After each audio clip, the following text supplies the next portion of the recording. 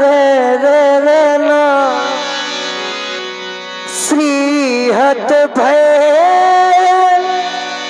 हारी ये राजा बैठे निज निज जाय समाजा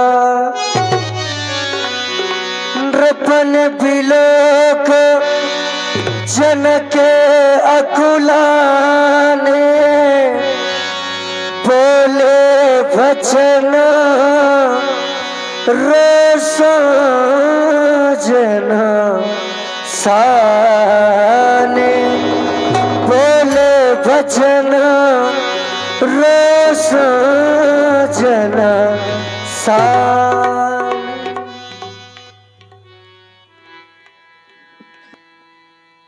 पहले तो समाज में, इस संसार में सम्मान प्राप्त करना कठिन है। पहले तो समाज में सम्मान प्राप्त करना कठिन है, लेकिन प्राप्त किए हुए सम्मान की रक्षा कर लेना, प्राप्त किए हुए सम्मान की रक्षा कर लेना, यह उससे भी अधिक कठिन है। मैंने इन राजाओं का सम्मान किया, इन राजाओं का मैंने स्वागत किया, अभिनंदन किया, लेकिन क्या ये राजा अपने सम्मान की रक्षा कर पाए? नहीं कर पाए। परिणाम क्या हुआ? सब नप भये जोग उपहासी और जैसे बिन विराग सन्यासी, जैसे बिना बैराग के सन्यासी उपहास का पात्र होता है, वैसे ही ये राजा इस मैथिली प्रतियोगिता में उपहास के पात्र हो चुके हैं। सब नृप भये जोग उपहासी और जैसे बिन विराग सन्यासी। अभी कुछ क्षण पहले की बात है, बंदी जन के द्वारा जब प्रण की घोषणा प्रसारित की गई,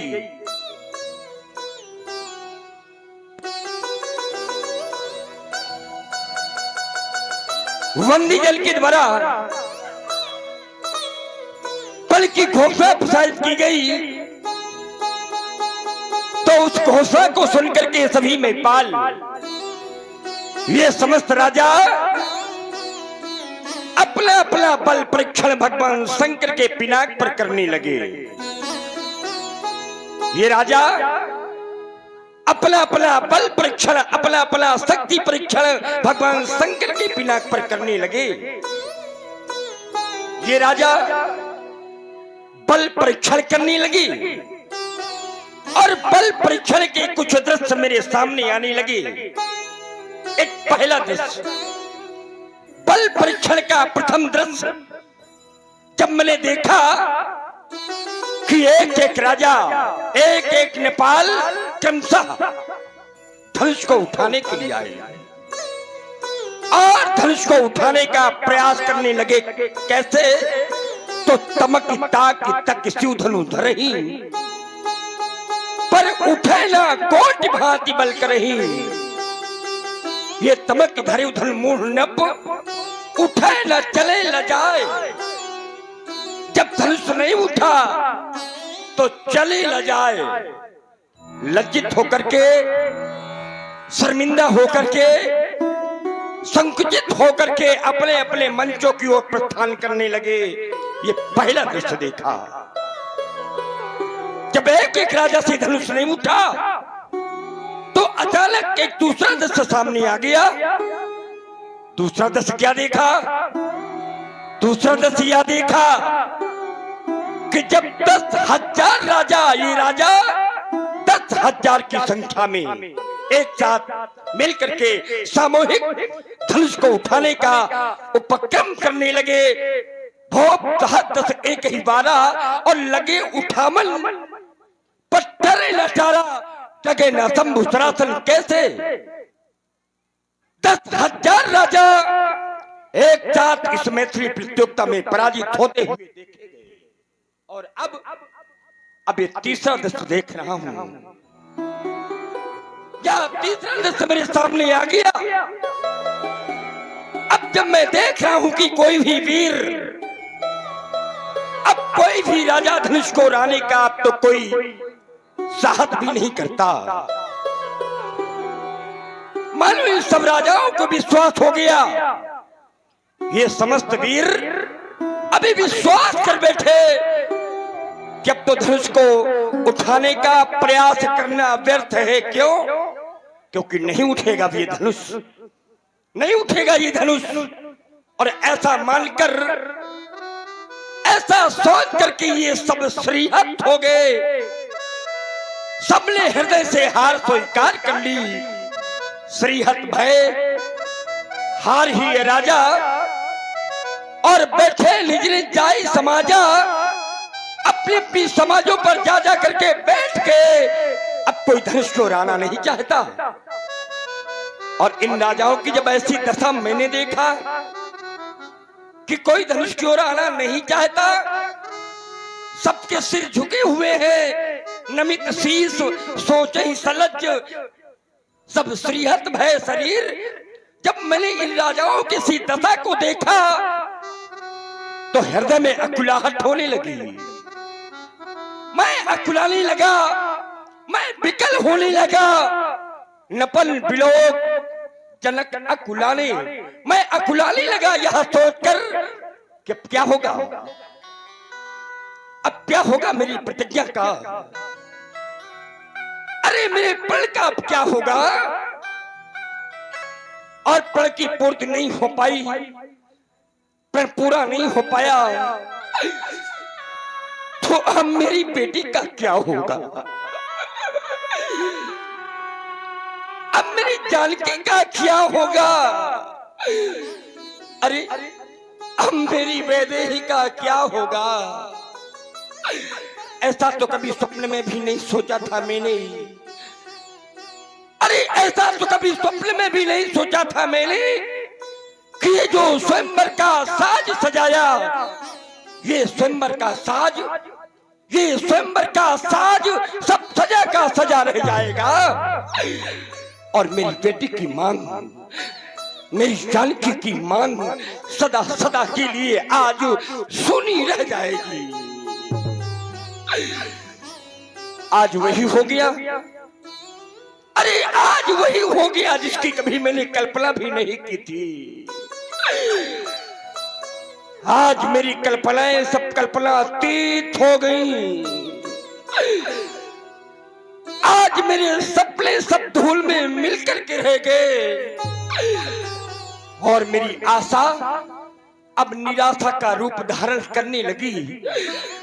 और मेरे बंधुओं, ये आस जब बन करके टूट जाती है, ये आस जब बन करके टूट जाती है, तो ये रूह किस तरह से कसम खाती है। अरे कोई पूछे उस बदनसीब बाबुल से जिसकी बेटी की बारात द्वारे से लौट जाती है, द्वारे से लौट जाती है। क्या सोचा था मैंने और ये क्या हो गया। हाथ मेरी विश्वसनीयता भी कुंठित पड़ गई। क्यों? क्योंकि दीपो दीप के यहाँ भूपति नाना, और ये आए सुनी हम जो पनठाना। देश दीपांतर के देश देशांतर के राजाओं का आगमन हुआ। और ये कहना कि क्या केवल दीप के ही राजा आए, तो नहीं, केवल दीप के राजा नहीं आए, बल्कि इस मैथिली प्रतियोगिता में त्रैलोक्य के वीरों का आगमन हुआ है। देव तनुज धरि मनुज शरीरा और विपुल वीर आए रणधीरा, त्रैलोक्य के वीरों का आगमन हुआ है। और अगर मैं ये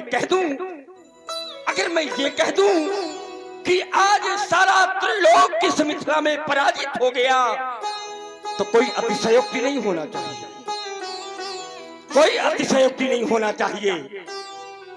और जब सारा त्रैलोक का पराजित हो गया, तो फिर बचा क्या? कुछ बचा क्या? अब तो कुछ नहीं बचा। और जब अब कुछ शेष नहीं बचा, तो मैं अब एक सार्वजनिक घोषणा भी करने जा रहा हूँ। और आप हैं हमारे आदरणीय श्री बड़े भैया विनोद विश्वकर्मा जी, आपकी ओर से 51 मुद्राएं जनक जी के इस सुंदर कारुणिक विलाप पर प्रभावित होकर दे रहे हैं। विनोद विश्वकर्मा जी को बहुत बहुत धन्यवाद। अब कुछ भी शेष नहीं बचा, इसलिए मेरी एक सार्वजनिक घोषणा है। और घोषणा क्या है? सारे के सारे वीर, सारे के सारे वीर, सारे के सारे नेपाल मेरी घोषणा को सुने। घोषणा क्या है? तो आप जन को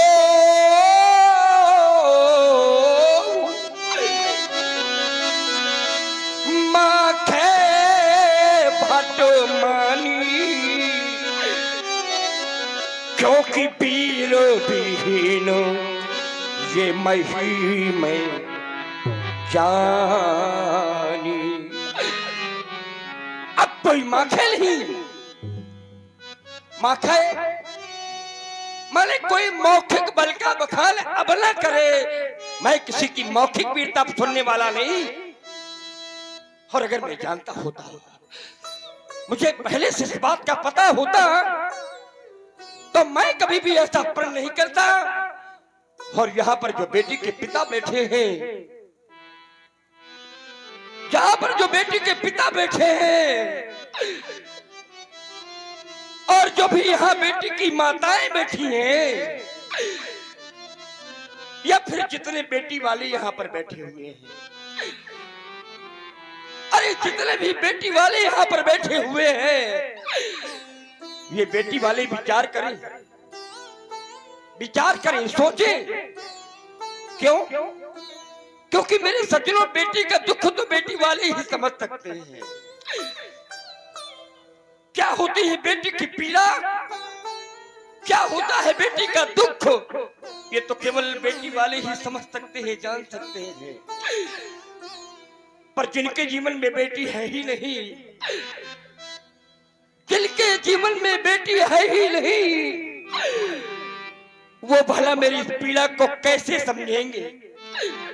क्योंकि सिद्धांत लिखा गया, सिद्धांत लिखा गया। क्या लिखा गया? कि पर घर घाल को, अरे पर घर घाल को यहाँ लाजो ना भीरा, और वो पांझ की जान, पांझ की जान प्रसव करे पीरा। अरे वो बांझ स्त्री, बांझ जिसके जीवन में कोई संतान नहीं होती, तभी वो बांझ है। और वो बांझ स्त्री भला प्रसव की पीड़ा को कैसे समझ सकती है? क्या होता है प्रसव का कष्ट, वो बांझ स्त्री कभी जान नहीं सकती। मैं कहना ये चाहता हूं,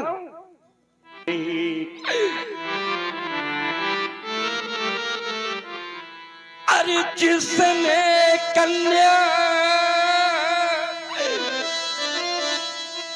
अरे जिसने कन्या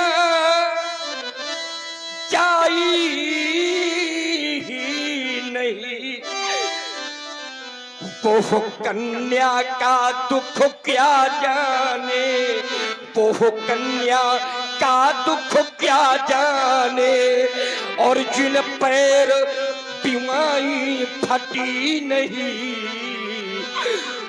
वो पीर पराई क्या जाने, वो पीर पराई क्या जाने। और अगर जानना है क्या होता है बेटी का दुख, क्या होती है बेटी की पीड़ा, अगर इसे समझना है तो आप लोगों को एक कल्पना करना है। और इसी क्रम में आप आ गए हमारे चिंतामणि विश्वकर्मा जी, ग्राम अछरौल से आप पधारे हुए हैं। आपकी ओर से ये 51 पुष्पोद्राएं जनक जी के सुंदर अभिनय पर प्रस्तुत की जा रही है। बहुत बहुत धन्यवाद। और आप हैं हमारे आदरणीय बड़े भैया श्री बच्चू यादव जी, बच्चू नंदा, आपकी ओर से भी ये 51 पुष्पोद्राएं श्री जनक जी के लिए प्रदान की जा रही है। बहुत बहुत धन्यवाद। अगर जानना है कि बेटी का कष्ट क्या होता है, बेटी की पीड़ा क्या होती है, बेटी का दुख क्या होता है, तो आप लोगों को एक कल्पना करना है। और कल्पना कब की? कल्पना उस समय की करना है जिस समय किसी की बेटी विदा होने लगती है। सज्जनों, मेरे बंधुओं, अरे जिस समय बेटी विदा होने लगती है। और आप हैं हमारी आदरणीय जो रात से पधारी हुई है, आपकी ओर से भी एक माँ ही समझ सकती है अपने पुत्रों का दर्द। और माँ की ममता तो अपने बेटी पर इस समय केंद्रित है, क्योंकि माता सुनैना भी विचार कर रही है कि अब मेरी पुत्री का क्या होगा। और उसी रूप में हमारी माता जी के द्वारा ये रात से पधारी हुई है। इनकी ओर से 51 मुद्राएं श्री जनक जी के इस कारुणिक विलाप पर प्रदान किए जा रहे हैं। बहुत बहुत धन्यवाद।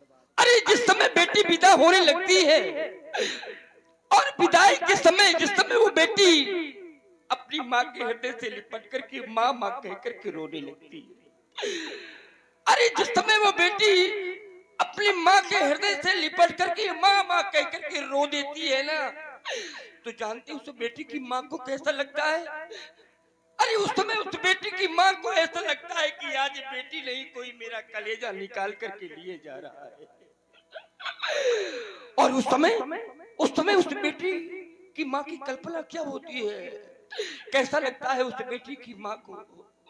उस बेटी की माँ को उस समय ऐसा लगता है, माँ की विरह वेदना का कैसा लगता है माँ को? तो माँ का कष्ट, माँ का दुख, माँ की पीड़ा इस ग्रंथ में वर्णन किया गया। माँ की पीड़ा का वर्णन इस ग्रंथ में किया गया। क्या किया गया कि पहुरी पहुरी पहुरी पहुरी भेट ही महतारी, पहुरी बहुरी बहुरी भेटई महतारी। बड़ा ही सुंदर अभिनय प्रस्तुत किया जा रहा है जनक जी के द्वारा। और इसी से प्रभावित हुए हैं हमारे आदरणीय कुन्नू सेवरे जी। कुन्नू सेवरे जी, आपकी ओर से 51 पुष्पोद्राएं। और आप हैं हमारे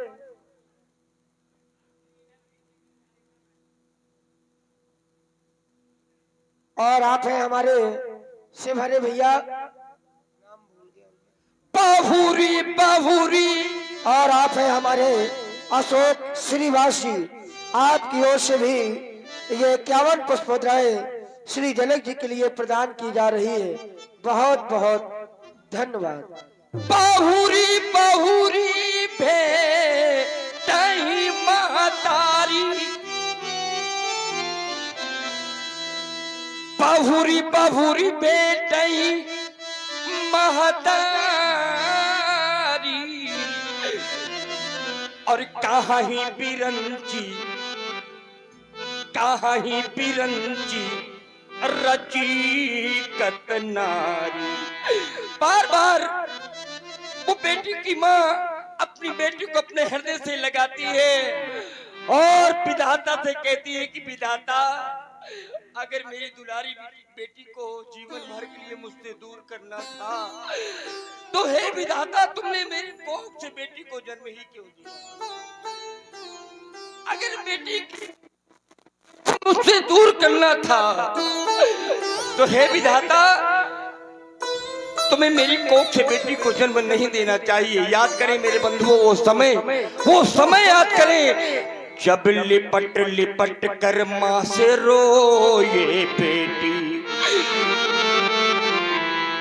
जब लिपट लिपट कर माँ से रोए बेटी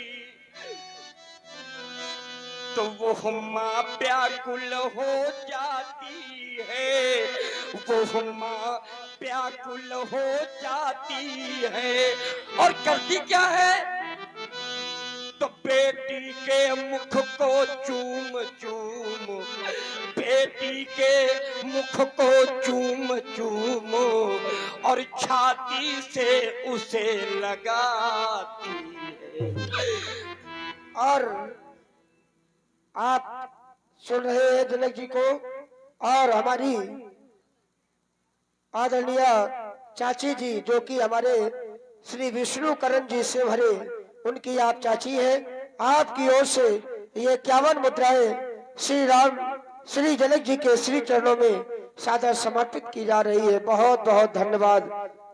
अपनी बेटी को माँ छाती से लगाती है और अपनी बेटी को समझाती है, सिखाती है। माँ बेटी से कहती है बेटी एक वो समय था, माँ को अपना अतीत याद आने लगता है। माँ बेटी से कहती है एक वो समय था जब मैं इस घर में दुल्हन बनकर के आई थी, एक वो समय था जब मैं इस घर में दुल्हन बनकर के आई थी। आज समय बदला, अब इस घर से मेरी बेटी दुल्हन बनकर के जा रही है और यही तो विधि का विधान है मेरे मित्रों, मेरे बंधुओं, यही विधि का विधान है। और यही बात वो बेटी की माँ अपनी बेटी को समझाती है। माँ बेटी से कहती है कि मैं भी दुल्हन बनकर आई,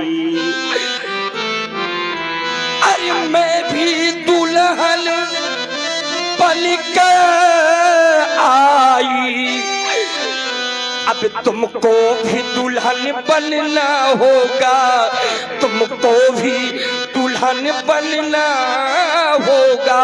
और मेरी बेटी संसार की सारी रीति रस्मों अब पालन तुमको करना होगा। और इतना कहते कहते वो बेटी की माँ अचेत होने लगती है, बेहोश होने लगती है। तो उस समय वो बेटी अपनी माँ को संभालती है और माँ से कहती है मत रो माँ, मत रो माँ, अरे मत रो माँ, मत रो माँ, तू क्यों रोती है, क्योंकि बेटी पराया धन होती है, वो बेटी पराया धन होती है। तो माँ बेटी से कहती है बेटी मैं जानती हूँ, मैं इस बात को जानती हूँ कि बेटी पराया धन होती है, लेकिन मैं एक माँ हूँ, मैं एक माँ हूँ। और माँ कैसी होती है तो इतनी कठोर, और क्यों नहीं, माँ तो माँ होती है और माताएं प्रभावित भी हो रही है हमारी। तो आप है हमारी आदरणीय श्रीमती लीलावती बुआ जी, लीलावती बुआ जी की ओर से ये 51 पुष्प मुद्राएं। और आप है हमारे भैया राहुल पांडे जी जो कि आप ग्राम बजेठा के निवासी है, उनकी ओर से भी ये 50 पुष्प मुद्राएं प्रदान की जा रही है। बहुत बहुत धन्यवाद। बेटी माँ से कहती है मत रो माँ, तू क्यों रोती है, क्योंकि बेटी पराया धन होती है। तो माँ बेटी से कहती है बेटी मैं जानती हूँ कि बेटी पराया धन होती है, मुझे पता है, लेकिन मैं एक माँ हूँ। और माँ कैसी होती है तो इतनी कठोर,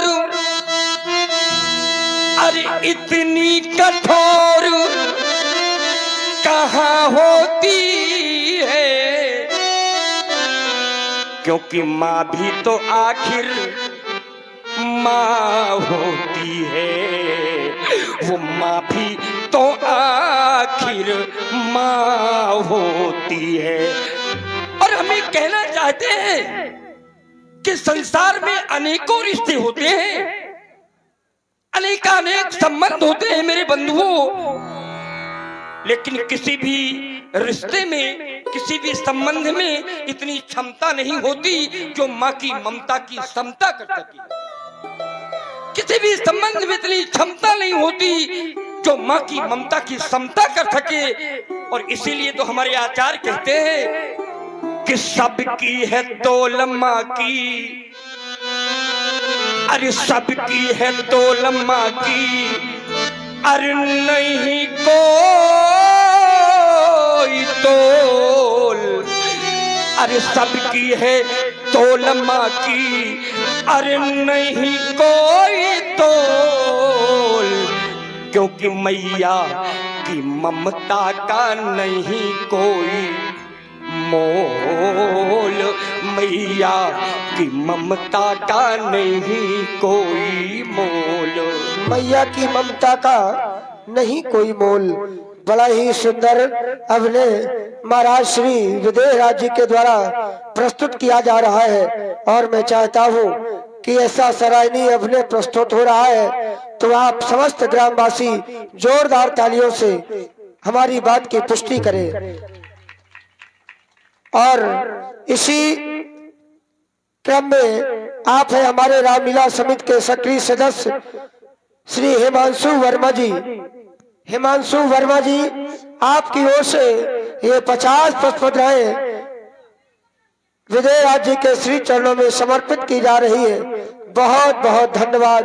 और आप हैं हमारे बड़े भाई आदरणीय प्रशांत शुक्ला जी मौदाहा, प्रशांत शुक्ला जी मौदाहा, आपकी ओर से भी ये 50 पुष्पद्रव्य प्रदान की जा रही है। बहुत बहुत धन्यवाद। माँ से भेंट करते करते ध्यान दीजिए, विदाई के समय माँ से भेंट करते करते अचानक उस बेटी को अपने पिता की याद आ जाती है।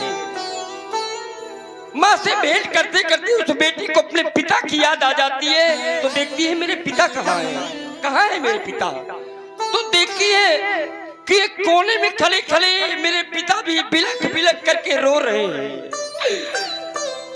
और जिस समय वो बेटी अपने पिता को रोते हुए देखती है, बहुत से समाज में बेटी के पिता बैठे होंगे और ऐसे पिता यहाँ पर बैठे होंगे जो अपनी बेटी की विदाई कर चुके होंगे, और बहुत से बेटी के पिता यहाँ ऐसे भी उपस्थित होंगे जिन्हें अभी भविष्य में अपनी बेटी को विदा करना होगा। मेरे बंधुओं, माँ से भेंट करते करते अचानक जब वो बेटी देखती है कि एक कोने में खड़े खड़े मेरे पिता रो रहे हैं, तो दौड़ करके जाती है, दौड़ करके जाती है और अपने पिता के हृदय से लिपट करके पिता पिता कह करके रो देती है, पिता पिता कह करके रो देती है। और अपने मन में सोचने लगती है, उस समय क्या सोचने लगती है वो बेटी, क्या सोचने लगती है उस समय वो बेटी सोचने लगती है कि जन्मदाता मेरे दूर अब मुझसे हुए,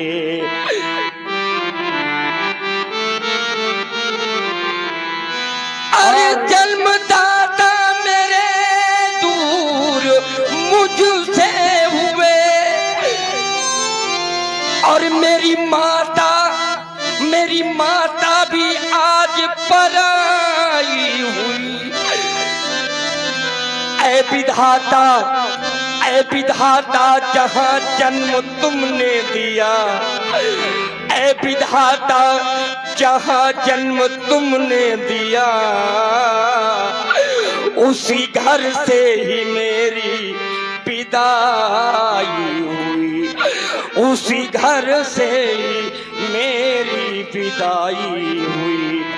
वो बेटी देखती है कभी माँ को देखती है, कभी पिता को देखती है, कभी भाई बहन को देखती है, कभी परिवार को देखती है, और सबको देखते देखते निर्णय ले लेती है वो बेटी।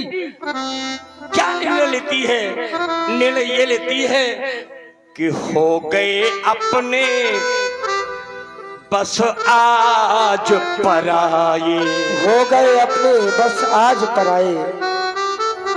और इसी कारुण्य विलाप पर प्रभावित हुए हमारे पुष्पेंद्र प्रजापति और निरंजन मिश्रा एडवोकेट भरखरी मुखिया मुंशी, आपकी ओर से ये 51 पुष्प मुद्राएं प्रदान की जा रही है। पुष्पेंद्र प्रजापति और निरंजन मिश्रा जी को बहुत बहुत धन्यवाद। अरे हो गए अपने आज पराए, और मेरे बाबुल का घर अब छूट गया। बिछड़ गए मेरे भाई मेरी बहनें, और अब बचपन का सुख छूट गया। और कोई उस पिता के हृदय से जाकर के पूछे मेरे बंधुओं, कोई उस बेचारे पिता के हृदय से जाकर के पूछे कि वो बेचारा बेटी का पिता अपनी बेटी को किस प्रकार से पत्थर हृदय बन करके, अरे पत्थर हृदय बन करके किस तरह से अपनी बेटी को विदा करता है। कोई पूछे उस पिता से जाकर के, उस पिता के दिल से भी पूछो, उस पिता के दिल से भी पूछो, जो सुता किसी को देता है, भावी जीवन को सोच सोच वो तो फूट फूट कर रोता है, फूट फूट करके रोता है, और उस विधाता से कहता है वो बेटी का पिता कि हाय विधाता, अरे हाय विधाता, अरे तूने भी यह कैसी रीति बनाई है, यह कैसी रीति बनाई है कि जिस बेटी को मैंने पाला वो बेटी हुई पराई है। बेटी होती पराई है।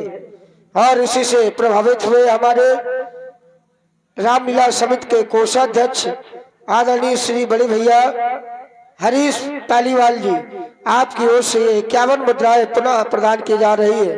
बहुत बहुत धन्यवाद, साधुवाद। और आप हैं हमारे रवि से भरे जी, रवि से भरे जी, आपकी ओर से भी 51 मुद्राएं प्रदान की जा रही है। बहुत बहुत धन्यवाद।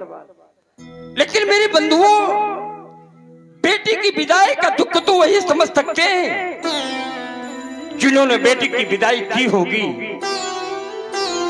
किसी ने कहा कि जिन्हें महसूस इंसानों के रंजो गम नहीं होते, जिन्हें महसूस इंसानों के रंजो गम नहीं होते, वो इंसान हकीकत में पत्थरों से कम नहीं होते। और मैं कहना ये चाहता हूं कि जिसने की बेटी विदावा नहीं, जिसने की बेटी अरे विदावा नहीं, वो दुख पिता का क्या जाने, वो दुख पिता का क्या जाने। और जिसने कन्या चाही ही नहीं, वो कन्या का दुख क्या जाने, वो कन्या का दुख क्या जाने। ये मानव जीवन मिला है मेरे बंधुओं, तो एक बार कन्यादान अवश्य करना, एक बार कन्यादान अवश्य करना। क्योंकि अगर जिस मानव ने कन्यादान नहीं किया, उसका ये मानव जीवन भी व्यर्थ माना जाता है। और आप है हमारे आदरणीय श्री कृष्णकांत जी पाठक, आपकी ओर से भी ये 50 पुष्पमुद्राएं जनक जी के लिए प्रदान की जा रही है। बहुत बहुत धन्यवाद। हमारे शास्त्र कहते हैं ना भ्रात समम बंधु, ना चा मात्र समो गुरु, ना जा मात्र समम पात्रम, ना चा दानम। लिखा है, शास्त्र में लिखा है अन्नदानम श्रेष्ठ दानम, लेकिन उसके आगे लिखा है कन्यादानम तत्परम। अन्नदान से भी बढ़ करके कन्यादान होता है मेरे बंधुओं। इस जग में आने वाले को सब कुछ तो यहाँ मिल जाता है, पर होता है बहुत वो भाग्यवान। बहुत बड़ा भाग्य होता है बहुत वो भाग्यवान, जो कन्यादान कर पाता है।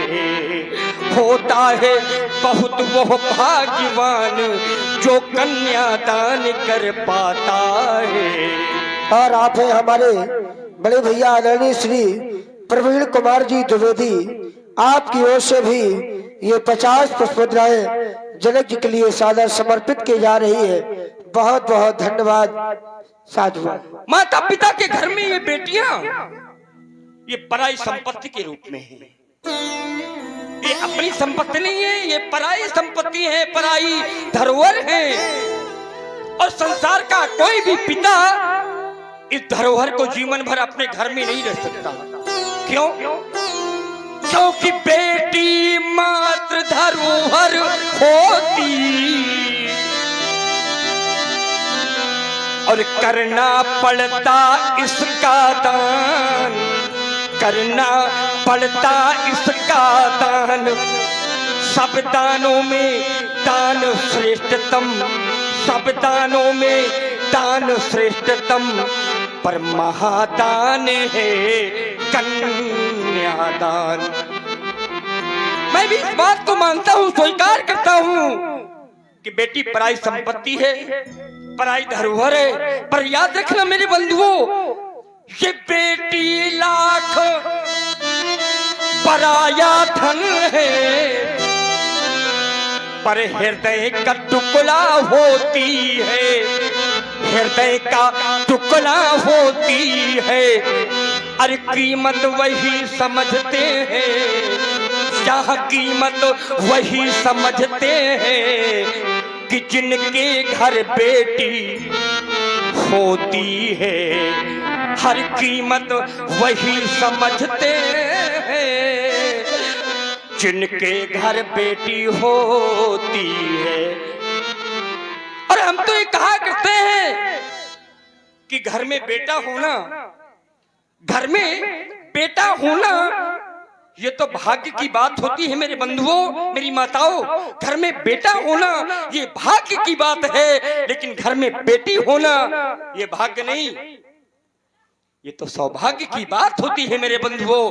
बेटी होना ये सौभाग्य की बात है। क्यों? क्योंकि आचार्य कहते हैं कि आत्मा के सौंदर्य का, आत्मा के सौंदर्य का शब्द रूप है काबू, और ये बेटा होना भाग्य है, पर बेटी है सौभाग्य। क्योंकि सौभाग्य की शाखा में खिलती है बेटी, सौभाग्य की शाखा में अरे खिलती है बेटी। अरे भाग्य अगर अच्छा है तो मिलती है बेटी, भाग्य अगर अच्छा है तो मिलती है बेटी। और कैसे? तो कभी बन के कोयल, कभी बन के मैना, और घरों आंगनों में चहकती है बेटी, घरों आंगनों में चहकती है बेटी। तो किसी ने कहा अभय जी कि ज्ञानियों के जीवन में कोई त्रुटियां नहीं होती। ध्यान दीजिएगा, ज्ञानियों के जीवन में कोई त्रुटियां नहीं होती। महल राजाओं के होते हैं, महल राजाओं के होते हैं, कोई कुटिया नहीं होती। और बड़े अभागे हैं वो लोग, बड़े अभागे हैं वो लोग निरा इस जमाने में जिनके घर आंगन में कोई बिटिया नहीं होती। तो किसी ने कहा कि आन बान साल को संवारती हैं बेटियां, आन बान साल को संवारती हैं बेटियां, दुर्गा और लक्ष्मी रूप धारती हैं बेटियां। बाबुल का दर हो और चाहे साजन का घर हो, लेकिन दोनों कुलों को ही तारती हैं बेटियां, दोनों कुलों को ही तारती हैं बेटियां। और हम तो ये कहा करते कि घर में अगर बेटियां हों, घर में अगर बेटियां हों, तो उस घर के लोग देवी मंदिर जाएं अथवा ना जाएं, घर में अपनी बेटियों की पूजा कर लें तो मंदिर में बैठी हुई देवी वो अपने आप के ऊपर प्रसन्न हो जाएगी। या फिर ये कह दे कि जिस घर में बेटियां होती हैं वो घर फिर घर नहीं रहता, वो घर तो मंदिर बन जाता है। और तभी तो हमारे आचार्य कहते हैं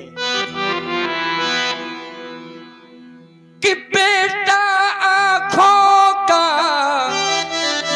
तारा है, बेटा आंखों का तारा है, और बेटी नैनों की ज्योति है, बेटी नैनों की ज्योति है। और वो घर मंदिर बन जाता है, वो घर मंदिर बन जाता है, जिस घर में बेटी होती है। किसी कवि ने कहा कि बेटियां ही मान है और बेटियां अभिमान है। ये बेटियां ही मान है और बेटियां अभिमान है, और ये बेटियां भगवान का सबसे बड़ा वरदान है।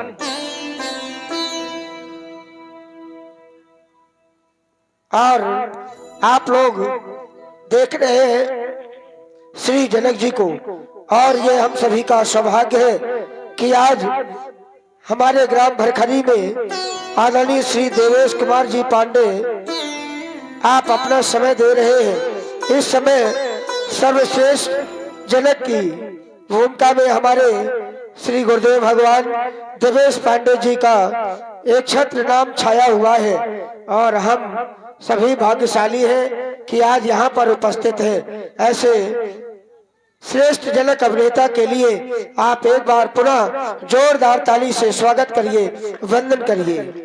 और इसी क्रम में हमारी रामलीला समिति के द्वारा श्री जनक जी के चरणों में 101 पुष्पद्राएं प्रदान की जा रही है। बहुत बहुत धन्यवाद, बहुत बहुत साधुवाद। किसी ने कहा कि बेटियां ही मान्य हैं और बेटियां अभिमान हैं, और ये बेटियां भगवान का सबसे बड़ा वरदान है। ये बेटियां, जिस घर में बेटियां होती हैं मेरे बंधुओं, बेटियां घर की पुरानी खिड़कियों को खोलती हैं, बेटियां घर की पुरानी खिड़कियों को खोलती हैं, और बेटियां घर में हो तो घर की दीवारें बोलती हैं, बेटियां घर में हो तो घर की दीवारें बोलती हैं। और एक बात, बेटियां गाती हैं, बेटियां गाती हैं तो स्वर के समंदर डोलते हैं। एक बेटी हमारे देश में थी, अब तो नहीं है, चली गई, लेकिन एक बेटी थी। जब वो बेटी गाती थी तो विदेश के राजा भी ये कह देते थे कि जब इस बेटी का देहावसान हो तो इस बेटी का गला हमें दे देना, हम परीक्षण करके देखेंगे कि इस बेटी के गले में ऐसा क्या है। और आप लोग पहुंच गए होंगे हम किस बेटी की बात कर रहे हैं। बेटियां गाती हैं तो स्वर के समंदर डोलते हैं, और मूर्ख हैं जो बेटियों को बेटों से कम तोलते हैं, क्योंकि ये बेटियां धरती का गौरव, ये बेटियां धरती का गौरव और गुणों की खान है। ये बेटियां भगवान का सबसे बड़ा वरदान है, और ये बेटियां भगवान का सबसे बड़ा वरदान है। और मेरा इतना बड़ा दुर्भाग्य कि मैं अपनी बेटी का कन्यादान न कर सका।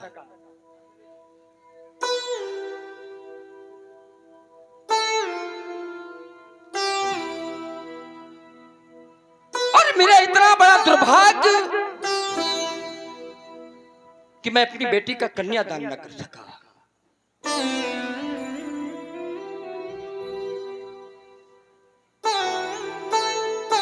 मेरा इतना बड़ा दुर्भाग्य कि मैं अपनी बेटी का कन्यादान न कर सका। आज मेरा दुर्भाग्य मेरे सामने आ गया। क्या सोचा था मैंने और ये क्या हो गया। भोले हुई क्या मुझसे भारी, बोल हुई क्या मुझसे भारी, रह गई कुंवारी ये सुता हमारी। भोल हुई क्या मुझसे भारी, रह गई ख्वारी। अरे सोता हमारी भोले हुई। अब तो कोई मार्ग दिखाई नहीं देता। क्या करूं मैं? क्या मैं प्रण का त्याग कर दूं? और यदि मैं प्रण का त्याग करता हूं, यदि मैं प्रण का त्याग करता हूं तो सुकृत जाए जो पन परिहरऊं, और कुंवरी कुंवारी रहे क्या करूं? क्या करूं मैं? अब कोई मार्ग दिखाई नहीं देता, क्योंकि छीन साधन हुए अब सकल। छीन साधन हुए अब सकल, होता तन मन विकल, प्राण जाए ना निकल। तो अब क्या करे कैलाश बिहारी, अब क्या करे कैलाश बिहारी, रह गई कुंवारी वो सुता हमारी भोल हुई। बस समाप्त हो गया। लेकिन ठहरो, किसी ने हमसे बताया, किसी ने हमसे कहा कि 6 वस्तुएं मनुष्य के अपने हाथ में नहीं होती। 6 वस्तुएं मनुष्य के हाथ में नहीं होती। और वो 6 वस्तुएं कौन कौन सी हैं? तो हानि, लाभ, जीवन, मरण, यश, अपयश, विधि हाथ। और जब ये विधि हाथ है, जब ये विधाता के हाथ में है, तो मैं सोचने लगा, मैं ये विचार करने लगा कि क्या सोचता है, क्या सोचता है पागल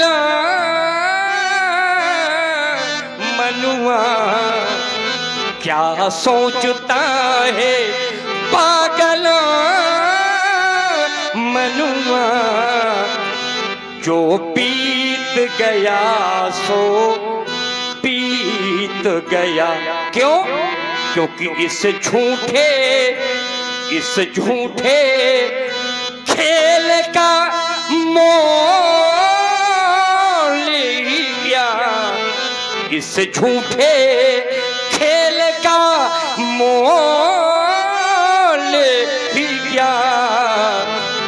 कोई हार गया कोई जीत गया, हम सोचे वही हो ये जरूरी नहीं, हम सोचे वही हो ये जरूरी नहीं। आशाएं कभी हुई पूरी नहीं, रे सोच जरा, रे सोच जरा, रे सोच जरा, जीवन घटिका। रे सोच जरा, जीवन घटिका।